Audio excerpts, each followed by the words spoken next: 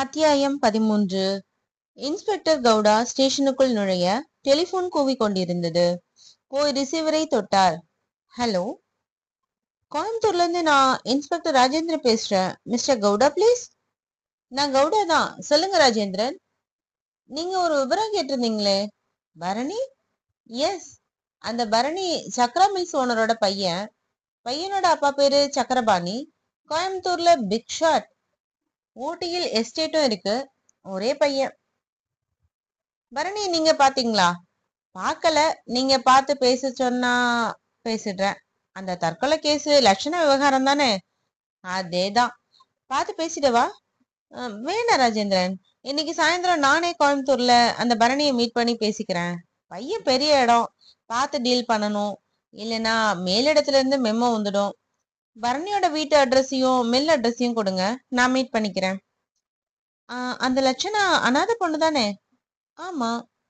பரணி கிட்ட பேசும்போது ஏதாவது பிரச்சனை வர மாதிரி இருந்தா விவகாரத்தை அத்தோட விட்டுடுங்க கவுடா. ரொம்ப டீப் என்கொயரி வேண்டாம். ஏன்னா பணக்கார வீட்டு பசங்களுக்கு காதல்ங்கிறது ஒரு பீர் சாப்பிடுற மாதிரி. எனக்கு தெரியாதா என்ன? சரி, அட்ரஸ் சொல்லுங்க. ராஜேந்திரன் சொல்ல கவுடா தன்னுடைய சிறிய டைரியில் குறித்து கொண்டார். அத்தியாயம் 14. டெல்லி, காலை 11 மணி. அந்த நிசப்தமான சோதனை சாலைக்குள் ஷோபியாவை பின்தொடர்ந்து நடந்து கொண்டிருந்தாள் லட்சணா. லேப் எப்படி இருக்கு லட்சணா? ஏதோ பெரிய தொழிற்சாலை மாதிரி பிரம்மாண்டமா இருக்கு. எல்லாமே ப்ரொஃபஸரோட உழைப்பு தான். பைக்கார டேம்ல விழுந்து வீணாக போக என்னோட உயிர். அவரோட ஆராய்ச்சிக்கு உதவுறதுல எனக்கு ரொம்ப சந்தோஷம். உனக்கு பயமா இல்லையா லட்சணா? எதுக்கு பயம்? சாகிறதுக்கு தான். சரியா போச்சு. என்னோட மரணம் எந்த நிமிஷம் வரும்னு எதிர்பார்த்து காத்துட்டு இருக்கேன். உனக்கு வாழ்க்கை மேல அப்படி என்ன வெறுப்பு? வேற விஷயம் பேசலாமா? உன்ன மாதிரி அழுத்தமான பொண்ணை நான் இது வரைக்கும் பார்த்ததே இல்லை. பாராட்டுக்கு நன்றி. ப்ரொஃபசர் அரிஸ்டோவின் அறைக்குள் நுழைந்தார்கள். ஒரு பூனையை மயக்கமாக்கி மல்லாக்க படுக்க வைத்து அதன் வயிற்று பகுதியை ஒரு போர்சிப்பால் சுரண்டி பார்த்து கொண்டிருந்த அரிஸ்டோ திரும்பினார். வாமா லட்சணா. Good morning sir. இந்த மரியாதையெல்லாம் வேண்டாம். ராத்திரி நல்லா தூங்குனியா? உனக்கு ஒதுக்கி கொடுத்த அறை வசதியா இருக்கா?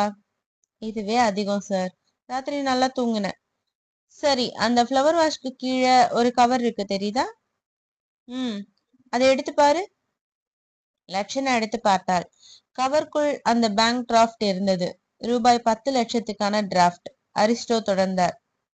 நீ கேட்ட 10 லட்சம் டிராஃப்ட் பட்ஸ் அனாதை விடுதி பெயருக்கு எடுக்கப்பட்டிருக்கு. நீ இன்னைக்கே உன்னோட கையாலேயே தபால் அனுப்பி வச்சிடலாம். Thank you sir. நான் தாமா உனக்கு நன்றி சொல்லணும். ஒரு முக்கியமான ஆராய்ச்சிக்கு உன்னோட உயிர் உபயோகப்பட போகுதே. எந்த வகையான ஆராய்ச்சிக்கு என்னோட உயிர் உபயோகப்பட போகுதுன்னு நான் தெரிஞ்சுக்கலாமா சார்? அவசியமா இப்பயே தெரிஞ்சுக்கணுமா? ஒரு ஆர்வம்தான். அரிஸ்டோ சில வினாடிகள் தயங்கிவிட்டு தொடர்ந்தார். தமிழும் ஆங்கிலமும் கலந்து பேசினார். பூனை, நாய் மாதிரியான ஐந்தறிவு பிராணிகள் சில சமயம் மனிதர்களை காட்டிலும் புத்திசாலித்தனமாய் செயல்படும். ஆனால் மனிதர்கள் அளவுக்கு அவை புத்திசாலிகள் கிடையாது. அதற்கு எத்தனையோ பயாலஜிக்கல் காரணங்கள் உண்டு. மனிதனின் பயாலஜிக்கல் ஃபேக்டர்களையும் பூனை, நாய் மாதிரியான பிராணிகளின் பயாலஜிக்கல் ஃபேக்டர்களையும் சரியானபடி பேலன்ஸ் செய்து பயோசீரம் என்கிற ஒரு இன்ஜெக்ஷன் திரவத்தை தயார் செய்வதுதான் என்னுடைய தற்போதைய ஆராய்ச்சியின் குறிக்கோள். இந்த ஆராய்ச்சிக்கு ஒரு ஆரோக்கியமான பெண்ணின் உடம்போ அல்லது நானின் உடம்போ மிகவும் அவசியம். அதிர்ஷ்டவசமாய் நீ கிடைத்திருக்கிறாய். இந்த ஆராய்ச்சிக்காக சுமார் 1 வார காலம் பிராணிகளின் பயாலஜிக்கல் ஃபேக்டர்கள் அடங்கிய திரவத்தை இன்ஜெக்ஷன் மூலமாக உன்னுடைய உடம்பில் செலுத்துவேன். 1 வாரம் முடிந்ததும் உன்னுடைய உடம்பில் இருக்கும் ரத்தத்தை எடுத்து பிராணிகளுக்கு செலுத்துவேன். அதற்கு பிறகு அந்த பிராணிகளின் ரத்தத்தை எடுத்து உனக்கு செலுத்துவேன். இதன் காரணமாக உன்னுடைய உடம்பில் எதிர்விளைவுகள் ஏற்படும்.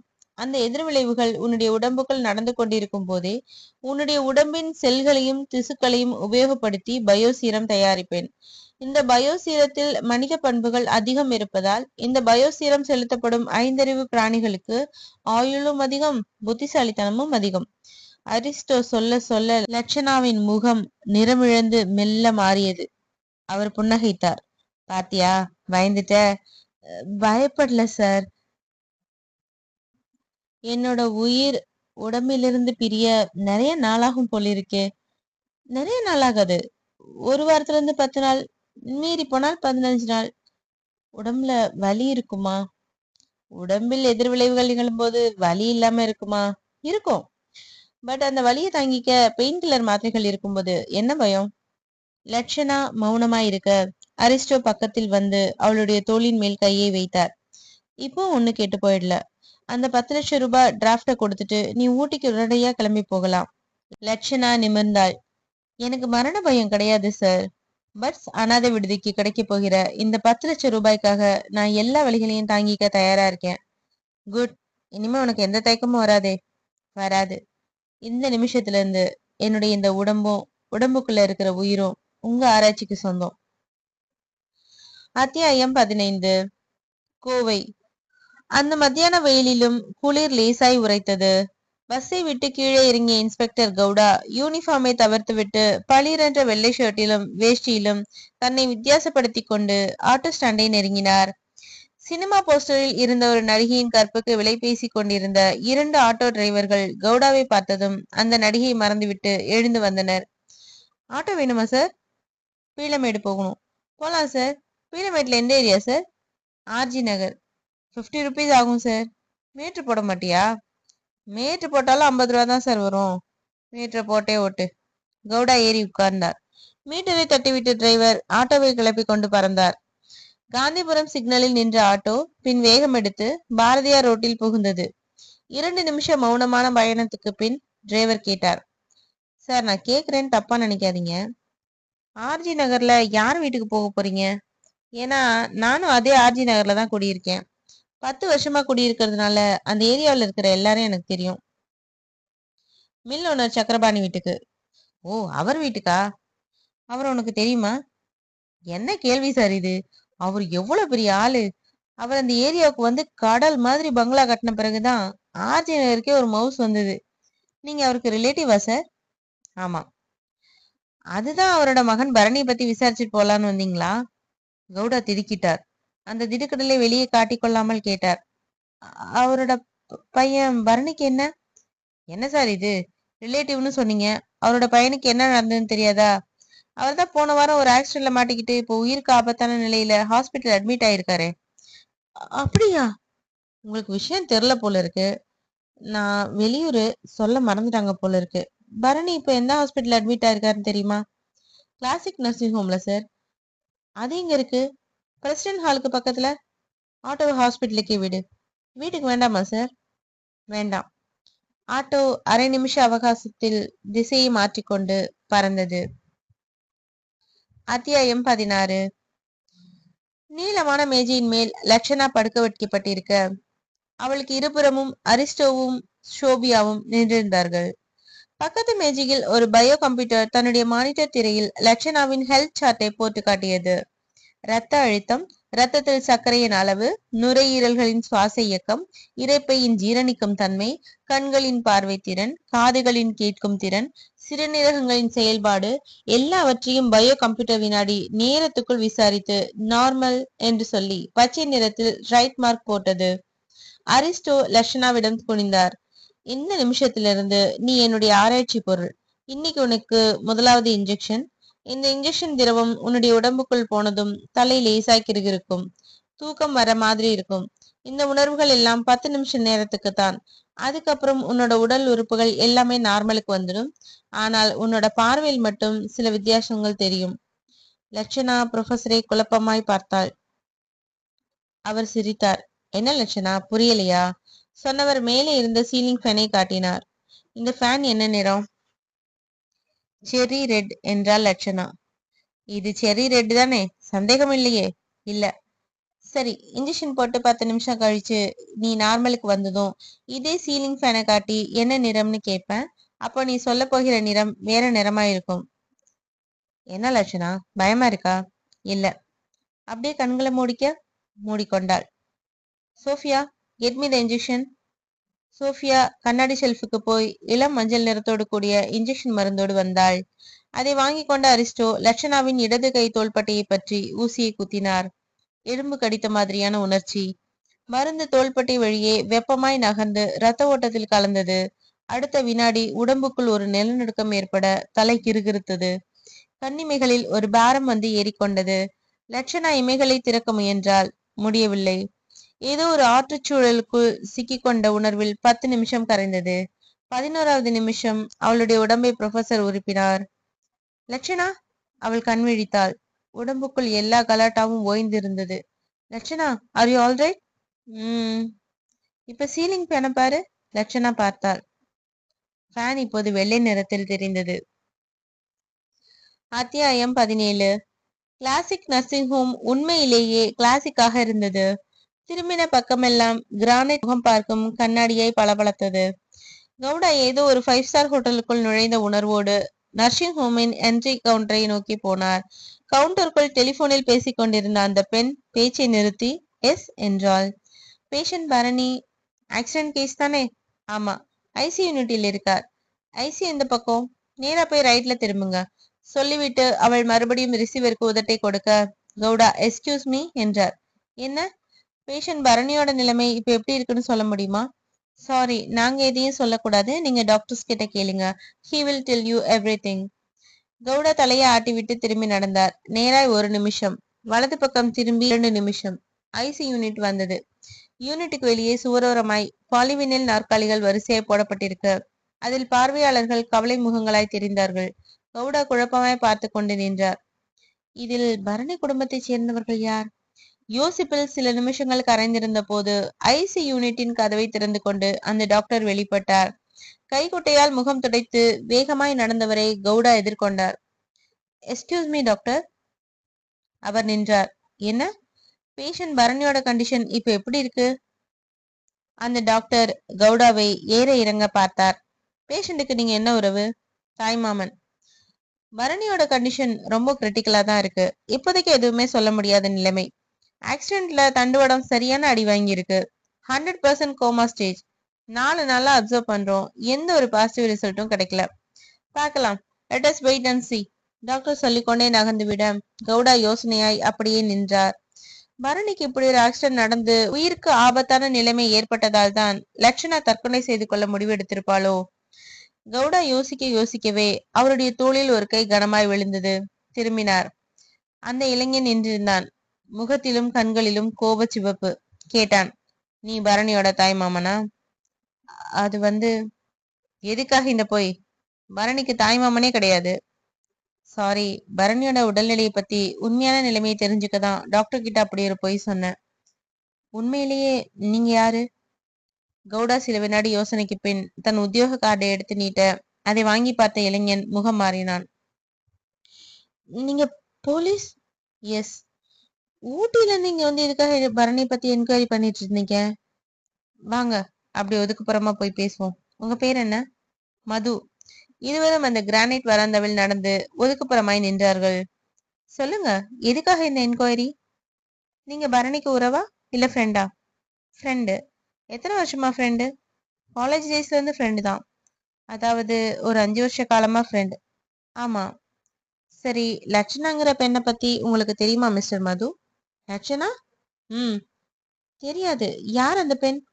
உண்மையிலேயே அந்த பெண்ணை பத்தி உங்களுக்கு தெரியாதா? தெரியாது. கவுடா தான் கொண்டு போயிருந்த பிரீஃப் கேஸை பிரித்து அந்த நாளிதழை எடுத்து லட்சணாவின் தற்கொலை செய்தியை சுட்டிக்காட்டினார். இந்த நியூஸை முழுசுமா படிங்க மது. அந்த மது படித்துவிட்டு நிமிர்ந்தான். கவுடா தன் கையில் வைத்திருந்த லட்சணாவின் போட்டோவை மதுவின் முகத்துக்கு நேராக பிடித்தார்.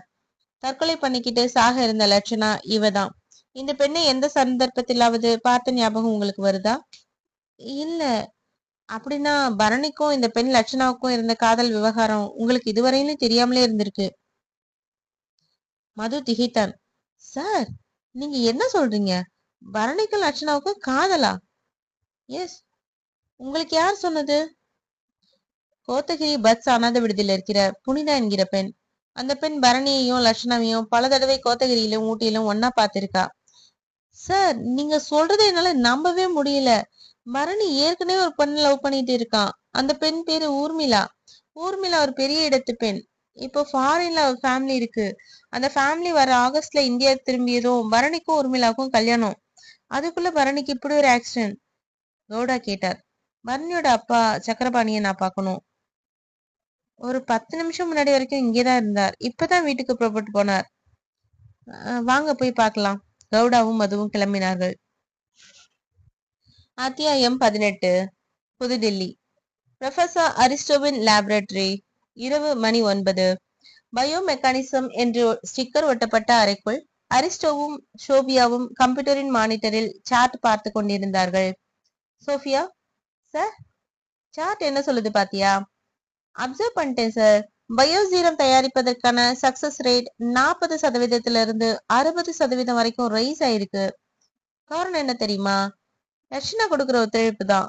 நாய்களுக்கும் பூனைகளுக்கும் நிறங்கள் தெரியாது, எல்லா பொருட்களுமே கருப்பு வெள்ளையா தான் தெரியும் என்கிற கான்செப்ட் 100% உண்மையாயிடுச்சு. பிராணியின் பயோஃபேக்டர்ஸ் அடங்கிய இன்ஜெக்ஷனை லட்சணாவுக்கு செலுத்தின 10 நிமிஷத்துக்குள்ள ஷெர்ரி ரெட் கலர்ல இருந்த ஃபேன் அவளுக்கு வெள்ளை நிறமா தெரிஞ்சிருக்கு.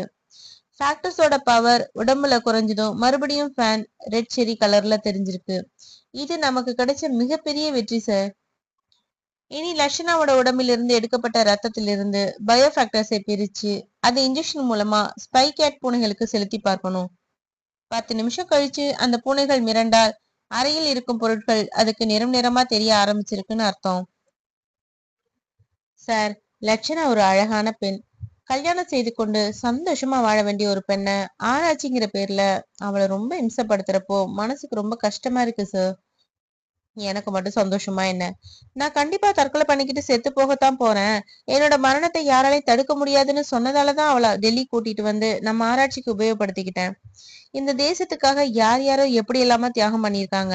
அதுல பல தியாகங்கள் வெளியுலகத்துக்கு தெரியாமலே போயிருக்கு. அது மாதிரியான தியாகங்களில் லட்சணாவோடதும் ஒண்ணு. அதெல்லாம் வெளியே தெரியாத வேர்கள் மாதிரி. அரிஸ்டோவின் செல்போன் கனைத்தது. சோபியா, யாருன்னு எடுத்து பாரு. சோஃபியா செல்லை எடுத்து காதில் வைத்தாள். செவி மடித்து விட்டு அரிஸ்டோவை ஏறிட்டாள். சார், நமக்கு ஸ்பெசிமென் சப்ளை பண்ணுகிற அமர்நாத். நம்ம ஆர்டர் படி ஸ்பெசிமென்ஸை கலெக்ட் பண்ணிட்டானா? வேன்ல கொண்டு வந்துட்டு இருக்கானா? உங்ககிட்ட பேசணுமா? அரிஸ்டோ செல்போனை வாங்கி காதுக்கு கொடுத்தார். என்ன அமர்நாத்? ஸ்பெசிமென்ஸ் ரெடி ஆயிடுச்சு சார். உங்க லேபுக்கு தான் கொண்டு வந்துட்டு இருக்கேன். ஆர்டர் படி எல்லாத்தையும் கலெக்ட் பண்ணிட்டியா? பண்ணிட்டேன் சார். லிஸ்ட கையில் வச்சிருக்கியா? வச்சிருக்கேன். படி. 10 வெள்ளை முயல், 15 ஆண் பூனைகள், 7 பெண் பூனைகள், 2 டெயில்ட்லெஸ் குரங்கு, சாதாரண தெருநாய்கள் 3, 100 சீமை எலிகள், 50 வீட்டு எலிகள். எல்லாமே ஹெல்தி ஸ்பெசிமென்ஸ் தானே? என்ன சார் இப்படி கேட்டுட்டீங்க? எல்லாமே பார்த்து பார்த்து செலக்ட் பண்ணிருக்கேன். சரி, இப்ப மணி 9:15. எத்தனை மணிக்கு லேபுக்கு வருவ? இப்போ நிஜாமுதீன்ல இருக்கேன் சார். லேபுக்கு வந்து சேர எப்படியும் 1/2 மணி ஆயிடும். சரி வா, நான் லேப்ல தான் இருப்பேன். அரிஸ்டோ செல்போனை அணைத்து விட்டு ஷோபியாவை ஏறிட்டார். சோஃபியா, அமர்நாத் ஸ்பெசிமென்ஸ் கொண்டு வர எப்படி லேட் ஆயிடும். நீ வீட்டுக்கு கிளம்பு, நான் பாத்துக்கிறேன். இல்ல, வேணும்னா இருந்து ஹெல்ப் பண்றேன் சார். இல்ல வேண்டாம், இதுவே லேட்டு. நாளை காலையில 6 மணிக்கு நீ லேப்ல இருக்கணும். லட்சணாவோட சிறுநீரக செல்களை எடுத்து ஸ்பைகேட் நம்பர் 3 உடம்புக்குள்ள கிராஃப்ட் பண்ணணும். அது சம்பந்தமான பிளினரி ஏற்பாடுகளை நான் இப்பவே பண்ணிடுறேன். நீ கிளம்பு. சோஃபியா எழுந்தாள். சுவராணியில் மாட்டியிருந்த தன்னுடைய ஹேண்ட்பேக்கை எடுத்து தோளில் மாட்டிக்கொண்டவள் குட் நைட் சொல்லிவிட்டு கிளம்பினாள். அரிஸ்டோ அரைக்கதவை சாத்தி கொண்டு மறுபடியும் கம்ப்யூட்டருக்கு முன்னால் வந்து உட்கார்ந்தார். கீபோர்டில் பட்டன்களை தட்டி சாட்களை மாற்றி மாற்றி போட்டு பார்த்தார். 15 நிமிஷம் கரைந்து இருந்த போது மேஜையின் மேல் இருந்த இன்டர்காம் முணுமுணுப்பாய் கூப்பிட்டது. ரிசீவரை எடுத்தார். லேபரட்டரியை ஒட்டியிருந்த பங்களாவில் இருந்து லட்சணா பேசினாள். சார். என்னம்மா லட்சணா, இன்னுமா நீ தூங்கல? தூக்கம் வரல சார். மாத்திரை போட்டுக்கிட்டியா? போட்டுக்கிட்டேன், போட்டும் தூக்கம் வரல. படுக்கும்போது கண்டதே நினைக்க கூடாது. நீ சீக்கிரமா படுத்து தூங்கு. காலையில 5 மணிக்கெல்லாம் எழுந்து குளிச்சு ரெடி ஆயிடணும். நாளைக்கு லேப்ல உனக்கு ஒரு முக்கியமான எக்ஸ்பெரிமெண்ட் இருக்கு. உனக்கு தூக்கம் வரலன்னா இன்னொரு மாத்திரையும் போட்டுக்க. சார். என்னம்மா? ஒரு வாரத்துக்குள்ள என்னோட உயிர் போயிடணும் சார். நான் உயிர் வாழ்ற ஒவ்வொரு நிமிஷமும் எனக்கு வெறுப்பா இருக்கு. நான் ரொம்ப நாள் உயிர் வாழ விரும்பல. ஒரு வாரத்துக்குள்ளேயே எல்லா சோதனைகளையும் முடிச்சுக்கோங்க சார். நீங்க லேட் பண்ணினா நான் என்னோட உயிரை வேற விதத்துல முடிச்சுக்க வேண்டியிருக்கும். லட்சணா படபடவென்று பொறிந்து விட்டு பெரிய சத்தத்தோடு ரிசீவரை வைத்துவிட அரிஸ்டோ இறுகிய முகத்தோடு கண்களை மூடிக்கொண்டார். அத்தியாயம் 19. இன்ஸ்பெக்டர் கவுடாவும் மதுவும் பரணியின் அப்பா சக்கரபாணியை அவருடைய பங்களாவில் போய் பார்த்தபோது அவர் இடிந்து போய் உட்கார்ந்திருந்தார். கையில் கவலை மறப்பதற்காக விஸ்கி நிரம்பிய டம்ளர். மது கவுடாவை சக்கரபாணிக்கு அறிமுகப்படுத்தினான். அங்கிள், இவர் போலீஸ் இன்ஸ்பெக்டர் மிஸ்டர் கவுடா. ஊட்டில இருந்து வந்திருக்கார். சக்கரபாணி டம்ளரில் இருந்த விஸ்கியை ஒரே மூச்சில் காலி செய்துவிட்டு கவுடாவை ஏறிட்டார். நாற்காலியை காட்டினார். உட்காருங்க. கவுடா உட்கார்ந்ததும் கேட்டார், என்ன விஷயம்? லட்சணா விவகாரத்தை ஒரே நிமிஷத்தில் சொல்லி கையில் இருந்த லட்சணாவின் போட்டோவையும் காட்டினார் கவுடா. சக்கரபாணி போட்டோவை பார்த்துவிட்டு கவுடாவிடம் நிமிர்ந்தார். என் பையன் பரணிக்கும் இந்த பொண்ணு லட்சணாவுக்கும் தொடர்பு இருக்குன்னு சொல்ல வரீங்களா? சாரி, அது தொடர்பு இல்ல, காதல். என்னை பொறுத்த வரைக்கும் அது ரெண்டும் ஒண்ணுதான். இதை பாருங்க மிஸ்டர் கவுடா, என்னோட பையன் பரணி இப்போ ஐசி யூனிட்ல உயிருக்கு போராடிட்டு இருக்கான். 4 நாளா சுயநினைவு திரும்பல, கோமா ஸ்டேஜ். எல்லா பெரிய டாக்டர்களையும் வரவழைச்சு பார்த்துட்டேன், யாரும் பாசிட்டிவா பதில் சொல்லல. அவன் உயிர் பிழைக்கணும்னு நான் வேண்டாத தெய்வம் இல்ல, உள்ளுக்குள்ள உரு கொலைஞ்சு போயிட்டு இருக்கேன். இப்போ வெந்த புண்ணில் வேல் மாதிரி இந்த லட்சணா விஷயம். அனாதை விடுதியில இருந்த ஒரு பெண் சொன்னது வேத வாக்கா எடுத்துக்கிட்டு நீங்க நேரடியா விசாரிக்க வந்தது எந்த விதத்துல நியாயம் மிஸ்டர் இன்ஸ்பெக்டர்? மிஸ்டர் சக்கரபாணி, உங்க சன் பரணி ஒரு விபத்துல சிக்கி ஐசி யூனிட்டில் இருக்கிற விஷயம் இங்க வந்த பிறகுதான் எனக்கு தெரியும். இது ஒரு மாமூலான என்கொயரி தான். லட்சணா தன்னோட தற்கொலை முயற்சிக்கான காரணத்தை சொல்லாததாலதான் இந்த பிரச்சனை. லட்சணாவை உங்களுக்கும் தெரியாதுன்னு சொல்லிட்டீங்க. சோ இந்த பிரச்சனையை நான் இதோட விட்டுடுறேன். Please be comfortable. கவுடா சொல்லிக்கொண்டே எழ முயன்ற வினாடி டீபாயின் மேல் இருந்த டெலிபோன் அவசர கதியில் கூப்பிட்டது. மது ரிசீவரை எடுத்தான். ஹலோ என்று சொல்லி பேச்சை செவிமடித்தவன் ரிசீவரை சக்கரபாணியிடம் நீட்டினான். அங்கிள், டாக்டர் லைன்ல இருக்கார். வாங்கி பேசினார். Hello doctor.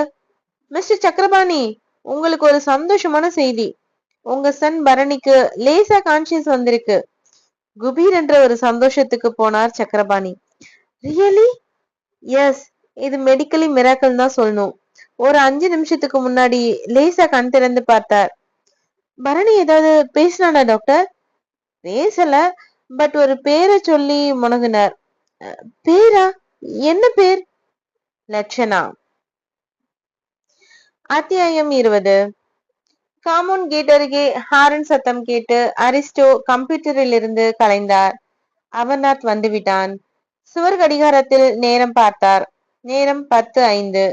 லேப் கதவை சாத்திக் கொண்டு வெளியே வந்தவர் இருட்டான வராந்தாவில் சற்று வேகமாய் நடந்து காம்பவுண்ட் பகுதிக்கு வந்து கேட்டை திறந்து விட்டார். அந்த கண்டெய்னர் வேன் உள்ளே வந்தது. ஒரு மரத்துக்கு கீழே போய் நின்று இயக்கங்களை நிறுத்தி கொள்ள அமர்நாத் டிரைவிங் சீட்டிலிருந்து கீழே குதித்தான். அரிஸ்டோ பக்கத்தில் போய் அவனுடைய கைகளை பற்றி கொண்டார். அமர்நாத் கிட்டத்தட்ட 6 அடி உயரம் இருந்தான்.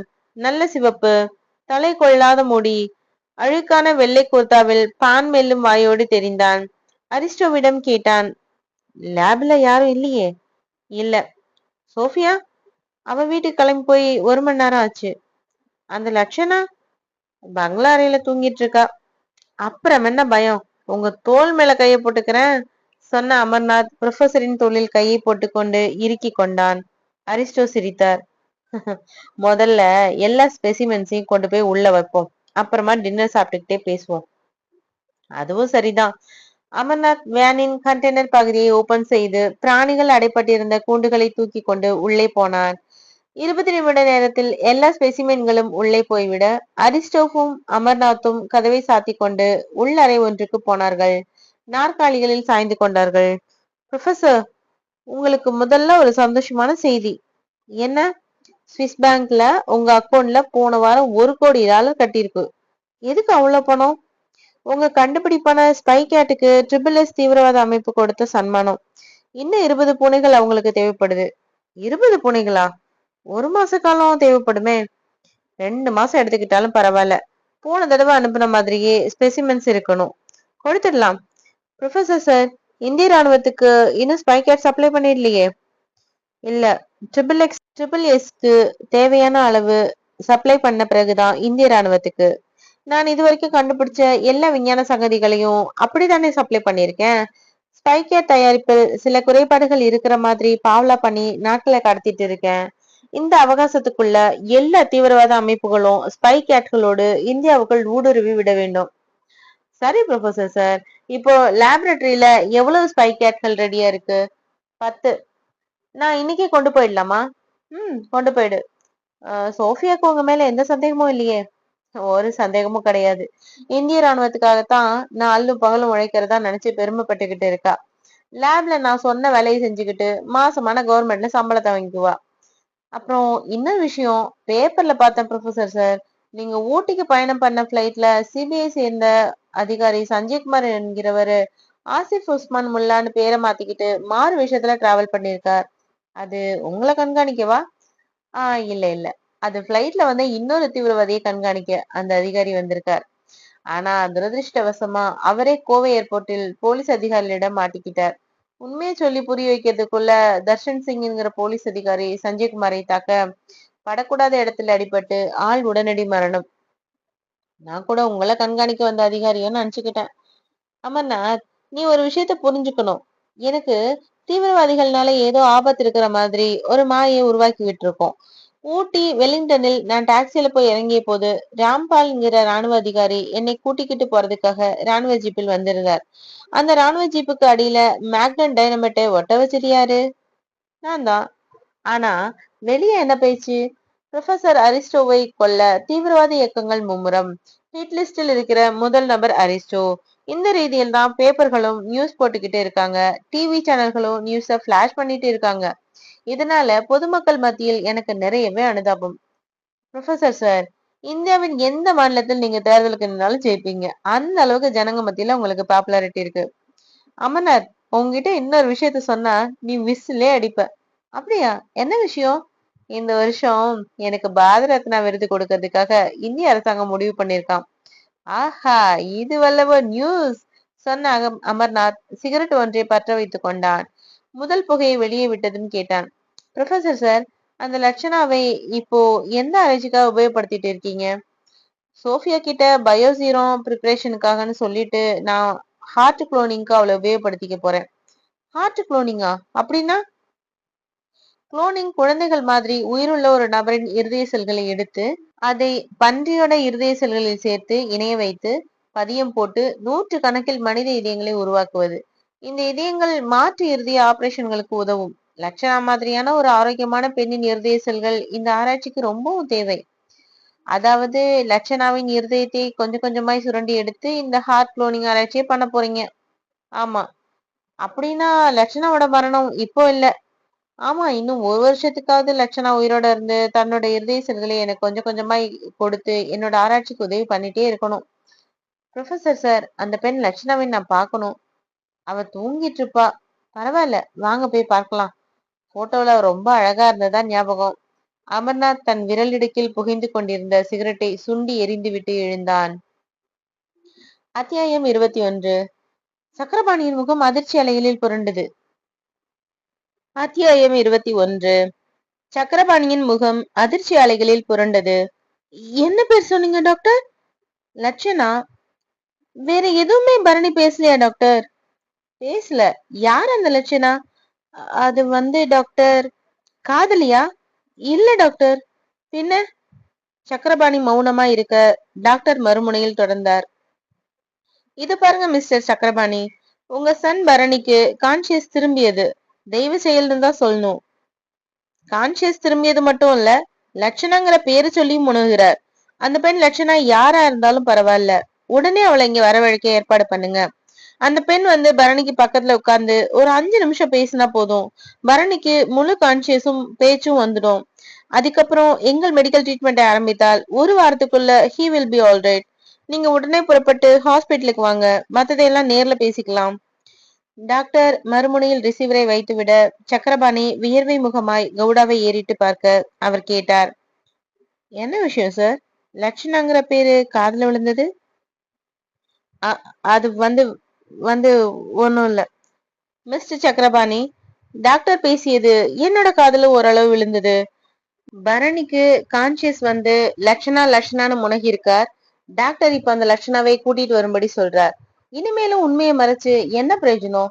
லட்சணா பரணியோட காதலி தானே? சக்கரபாணி அவசர அவசரமாய் மறுத்தார். இல்ல, லட்சணா பரணியோட காதலி கிடையாது. பின்ன? தங்கச்சி. கவுடா உறைந்தார். என்ன சொல்றீங்க? லட்சணா பரணியோட சிஸ்டரா? ஆமா. 23 வருஷத்துக்கு முன்னாடி கோத்தகிரியில நான் அங்கிருந்து எஸ்டேட் வேலைகளை பார்த்துக்கிட்டு இருந்த போது எனக்கும் தேயிலை தோட்டத்தில் வேலை பார்த்த மாரம்மா என்கிற பெண்ணுக்கும் தொடர்பு ஏற்பட்டது.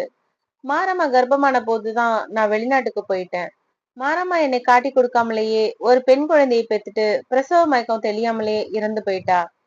அந்த குழந்தையை கோத்தகிரியில் இருந்த பட்ஸ் அனாதை விடுதியில சேர்த்துட்டு மாரம்மாவோட அப்பா ஊரை விட்டே போயிட்டதா கேள்விப்பட்டேன். நான் வெளிநாட்டுல இருந்து வந்ததும் எதேச்சியாய் ஒரு தடவை பட்ஸ் அனாதை விடுதிக்கு போகிற மாதிரி போய் அந்த குழந்தைய பாத்துட்டு வந்தேன். அந்த குழந்தை எங்கேயோ வளர்ந்து வந்தது.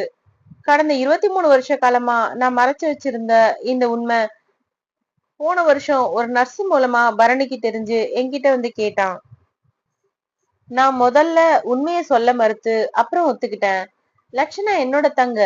அவளை இந்த வீட்டுக்கு முறைப்படி கூட்டிட்டு வந்து அவளுக்கு கல்யாணத்தை சீரும் சிறப்புமா பண்ணி வைக்கணும்னு பரணி என் கூட சண்டை போட ஆரம்பிச்சான். நான் ஒத்துக்கல. ஆனா பரணி அடிக்கடி கோத்தகிரி அனாதை விடுதிக்கு போய் லட்சணாவை பார்த்து பேச ஆரம்பிச்சான். வீட்டுக்கு கூட கூப்பிட்டான். ஆனா லட்சணா வர விருப்பப்படல. எனக்கும் பரணிக்கும் நடுவுல தான் ஒரு பிரச்சனையா இருக்க விரும்பாத லட்சணா தற்கொலை முடிவுக்கு போயிட்டா. சக்கரபாணி பேசி முடித்ததும் கவுடா சில வினாடி இடைவெளிக்கு பின் பேச்சை தொடர்ந்தார். மிஸ்டர் சக்கரபாணி, நீங்க சின்ன வயதுல பண்ண தப்ப இப்ப ரெக்டிஃபை பண்ணிருக்கலாம். பட் அந்தஸ்து காரணமா அதை தவிர்த்துட்டீங்க. இப்போ ஒண்ணு கெட்டு போயிடல. லட்சணா இப்போ டெல்லியில ப்ரொஃபசர் அரிஸ்டோ கிட்ட பத்திரமா இருக்கா. நீங்க சரின்னு சொன்னா உடனடியா டெல்லியில இருக்கிற என்னோட போலீஸ் நண்பருக்கு தகவல் கொடுத்து லட்சணாவை அடுத்த பிளைட்லயே கூட்டிட்டு வர சொல்லிடலாம். என்ன சொல்றீங்க? சக்கரபாணியின் கண்களில் இப்போது கண்ணீர். இனிமே சொல்ல என்ன இருக்கு மிஸ்டர் கவுடா? பரணி என்னோட மகன் என்பது எவ்வளவு உண்மையோ அதே போல் லட்சணாவும் என்னோட மகள் தான். லட்சணா வரவழைக்க ஏற்பாடு பண்ணுங்க. தேங்க்யூ என்று சொன்ன கவுடா தன்னுடைய செல்போனை எடுத்து டெல்லியில் உள்ள தன்னுடைய சிபிஐ நண்பர் திருநாவுக்கரசை தொடர்பு கொண்டார். திரு, நான் கவுடா. அட, அதிசயமா, என்ன போன்? ஏதாவது ப்ரமோஷனா? அதெல்லாம் ஒண்ணும் இல்ல. நீ எனக்கு உடனடியா ஒரு உதவி பண்ணணுமே. சொல்லு, பண்ணிடுவோம். டெல்லியில் ப்ரொஃபசர் அரிஸ்டோவின் வீடு தெரியுமா? தெரியும். உடனே நீ போய் அவரை சந்திக்கணும். என்ன விஷயம்? கவுடா ஒரு 5 நிமிஷ நேரத்தை செலவழித்து லட்சணாவை பற்றி சொல்லி முடிக்க அந்த திருநாவுக்கரசு சிரித்தார். என்ன ஒரு ஆச்சரியம் பாத்தியா கவுடா? ஆச்சரியமா? ஆமா, நீ சொன்ன லட்சணா இப்ப எங்க சிபிஐ பாதுகாப்பில் இருக்கா. லட்சணா உங்க பாதுகாப்பில் இருக்காளா? ஆமா. அப்ப அரிஸ்டோ நேத்து ராத்திரி கைது செய்யப்பட்டு அவர் ரகசியமா போலீஸ் பாதுகாப்பில் வைக்கப்பட்டிருக்கா. அரிஸ்டோ கைதா? என்ன தப்பு பண்ணினார்? நிறைய தப்புகள். தேச துரோகம், தீவிரவாதிகளோட தொடர்பு, அழிவை ஏற்படுத்தும் விஞ்ஞான பொருட்கள் சப்ளை. மை குட்னஸ், எப்படி மாட்டினார்? அமர்நாத்னு ஒரு தீவிரவாதி. அவனுடைய போட்டோ போன வாரம் தான் டெல்லி சிபிஐ பிரிவுக்கு வந்தது. அவன் டெல்லியில இருக்கிறதா தகவல். வலைய விரிச்சு வச்சோம். நேத்து ராத்திரி வேன் டிரைவர் ஒருத்தன் அமர்நாத் மாதிரியே இருக்கிறதா நிஜாமுதீன் செக் போஸ்ட்ல இருந்து தகவல் வந்தது. உடனே சிபிஐ ஷேடோ ஸ்குவாட்டை சேர்ந்த 2 பேர் அந்த வேனை ஃபாலோ பண்ணாங்க. அந்த வேன் நுழைஞ்ச இடம் ப்ரொஃபசர் அரிஸ்டோவின் பங்களா. பங்களாவும் லேபும் இணைந்த வளாகத்துல அடுத்த 10 நிமிஷத்துல போலீஸ் ரவுண்ட் அப் பண்ணி அதிரடியா உள்ள நுழைஞ்சிட்டாங்க.